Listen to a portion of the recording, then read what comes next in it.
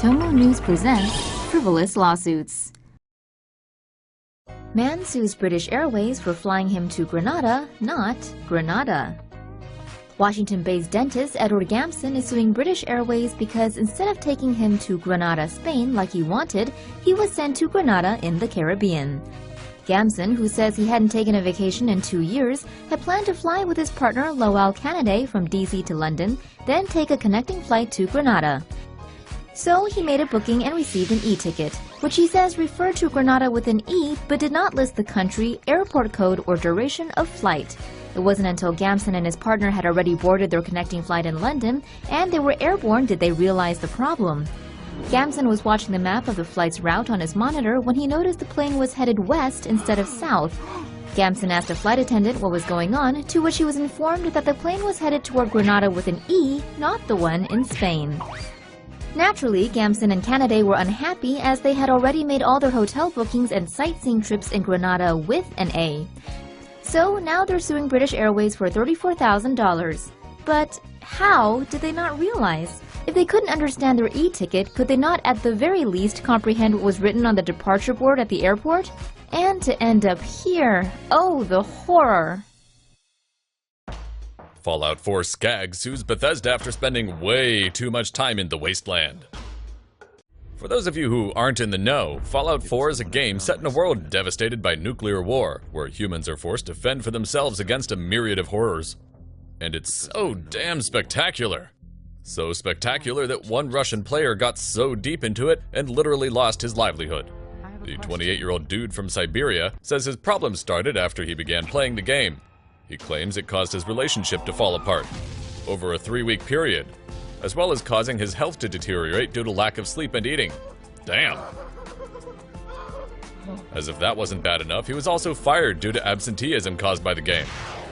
But instead of taking responsibility, he's decided to lawyer up and sue the game's publisher, Bethesda, for emotional distress. How much for? 500,000 rubles! What? What's that in dollars? Oh, 7,000. The case will be somewhat of a test case in Russia, because there's never been something like it, and his lawyers want to see how far it'll go. But if the judge has any sense, he'll fusroda the case, mini-nuke the lawsuit, and tell this feral Diamond City junkie to sort his life out. Nephew sued by aunt for breaking her wrist. In America, the country where you can be sued for almost anything, a 54-year-old New York aunt has decided to sue her 12-year-old nephew. The whole thing started when Jennifer Connell attended her nephew Sean's birthday party in 2011. There, she says, her then 8-year-old nephew leapt into her arms shouting, "Auntie Jen, I love you!" After catching him, they fell and the tumble left her with a broken wrist. She didn't complain because it was his birthday. How thoughtful. But 4 years later, she's suing Sean, whose mother died last year, for $127,000 because of the injury. Apparently, she's suffering because of the fall. So much so that she struggles to walk up to her third-floor Manhattan apartment and found it difficult to hold an hors d'oeuvre plate at a party recently. Never heard of physiotherapy? As if that wasn't bad enough, the lawsuit reportedly claims that a reasonable 8-year-old would have known not to jump into his aunt's arms with such force. That's fair enough, but one might also argue that a reasonable aunt wouldn't sue her 12-year-old nephew for $127,000 over a stupid accident. Awesome, dude. Watch me as I totally start an avalanche. A California snowboarder is in hot water after he and his friends posted footage online of them starting what could have turned out to be a deadly avalanche. Christian Michael Morris and 2 friends were snowboarding in a closed-off area of Donner Summit at the Sugar Bowl Resort in Lake Tahoe on January 15th. In the clip, filmed by his friend Matt Schaefer, we see Morris psyching himself up before jumping off a ridge into a large body of snow. After he lands, the snow gives way and he disappears from view as he and tons of white stuff go sliding down the mountainside. Morris was also filming the jump with a GoPro attached to his helmet. In his video, we see him jump from the ridge and land before he is swept off his feet and downhill, while shouting expletives the whole time.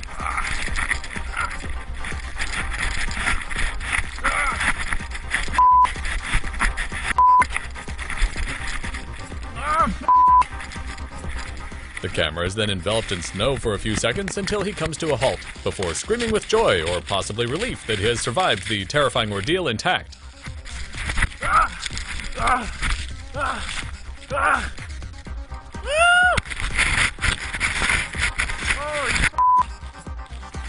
Fortunately for Morris, he was unhurt, and according to Schaefer, he and his friends were able to have a good laugh about it on the ride home.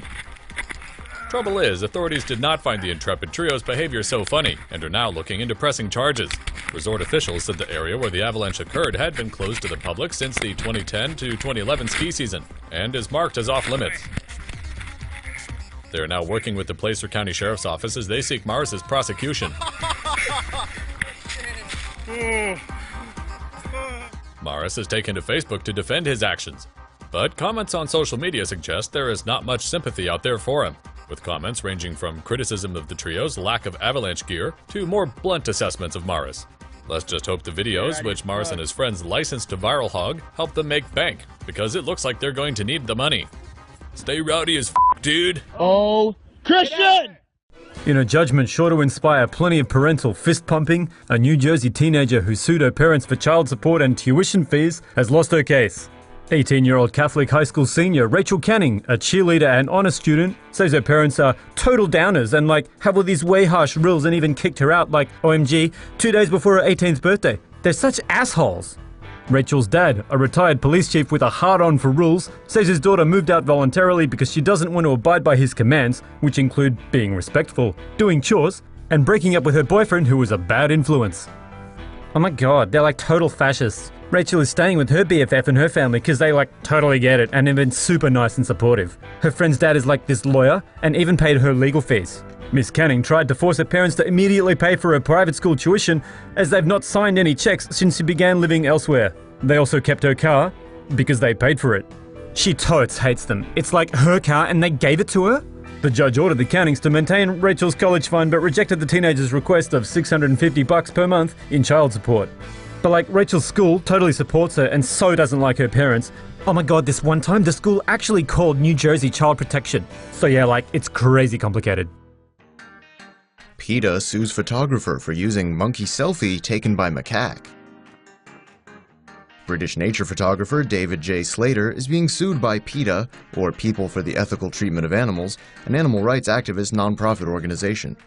The lawsuit claims that this picture of Naruto the monkey, entitled Monkey Selfie, should be copyrighted by the monkey who took it, not Slater.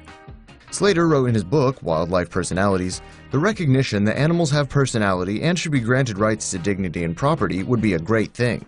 But maybe he spoke too soon. PETA's lawsuit was filed yesterday in San Francisco against Slater, his company Wildlife Personalities Limited, and the publisher of the book Blurb Incorporated. The plaintiff is named as Naruto, the crested macaque monkey.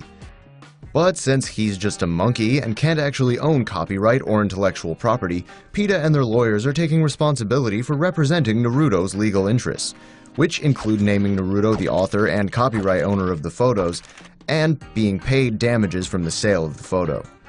Back in 2014, when Wikipedia claimed that the monkey selfie photo was free for public use, Slater said the photo legally belonged to him and ordered Wikimedia Commons to take it down. The Wikimedia Foundation tried to say that since the monkey's paws pressed the button that took the photo, Slater couldn't claim copyright on it, citing US copyright law, including precedent cases like elephants who paint pictures. Woman who got catcalled walking around New York City for 10 hours is suing for $500,000. Shoshana Roberts has filed a lawsuit demanding $500,000 for her appearance in a 2-minute viral video clip. She claims Google, YouTube, TGI Fridays, and Hollaback, the NGO behind the video, unfairly enriched themselves from her performance. Roberts says she found the job through a Craigslist casting call, but says she was paid only $200 for her appearance in the clip. The video was a huge hit, racking up more than 40 million views. But even if the video's uploaders made a very generous $3 per every 1,000 views, that only comes out to $120,000, so $500,000? Plus, judging by the video, we pretty much already know how this court case is going to end, right? A man is suing Virgin America for being briefly detained at a San Francisco airport after complaints from unhappy aircrew. Trouble started when Salvatore De Vivino, 52, had difficulty ordering through the in-flight touchscreen system and summoned a flight attendant to order his drink. The attendant insisted he use the system. A second attendant also refused to take his order verbally. Finally, he got his drink. Bevivino then went to relieve himself. Crew claimed he didn't flush and returned to his seat smirking while behaving rudely. As he disembarked, the pilot told him he'd been flagged as a person of suspicion. He was later taken away by uniformed FBI and TSA agents. Bevivino was later released without charge and is seeking $500,000 from the airline, claiming he suffered humiliation and mental anguish. Phoenix, Arizona is drier than a cowpoke's hind parts after a day in the saddle. It's an old-fashioned water shortage, I tells ya. So apparently, Johnson Utilities has replaced water with a non-fat water substitute. It performs as well as water, except in applications such as cleaning, drinking, freezing, and don't expose it to sunlight or human skin. But that's not good enough for one worrywart named Emily Hughes. In October, she posted a video online airing Johnson Utilities' dirty laundry for all to see. But in Santan Valley, Arizona, everyone has dirty laundry for some reason. So Johnson Utilities lawyered up, lest all their customers get wise. They slapped Miss Hughes with a $100,000 defamation lawsuit. And that's how Johnson Utilities fixed the water quality problem forever. Or at least until the next time it bubbles to the surface. Taiwanese man sues female firefighter after she turns down his marriage proposal. Miss Tong, a firefighter from Taiwan's Taichung City, found herself at the center of a media frenzy after turning down a marriage proposal from a high school teacher surnamed Shay. 2 years ago, Tong captured tabloid headlines after being charged with offenses against marriage and family after she was caught dating her college classmate's husband.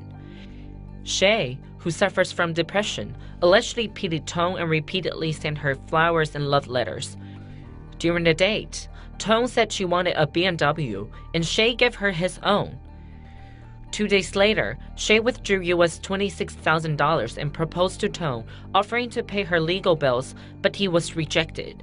He then sued Tong, claiming she drugged him and forced him agree to transfer the ownership of his BMW. Tong, he said, also stole an expensive watch and a diamond ring he had in his car, Shay claimed. Shay sent a text message telling Tong that it felt great to see her suffer. After an investigation, prosecutors found that Shay had in fact signed all the required documents, so the BMW now belongs to Tong. All charges against her were dropped, and now Shay is facing charges of intimidation, false reporting, and libel. Shay angrily told reporters that the ruling in Tong's favor was unjust. As for Tong, she said she just wants a new, drama-free life.